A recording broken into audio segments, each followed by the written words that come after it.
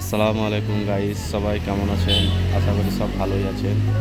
তো এই বাড়িটা আমরা আজ ১ বছর হয়ে গেল করেছিলাম ১ বছর আগে।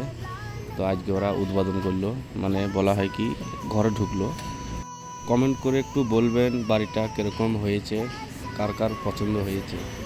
यासीन मुज़म्मिल मुदस्सिर मोहिता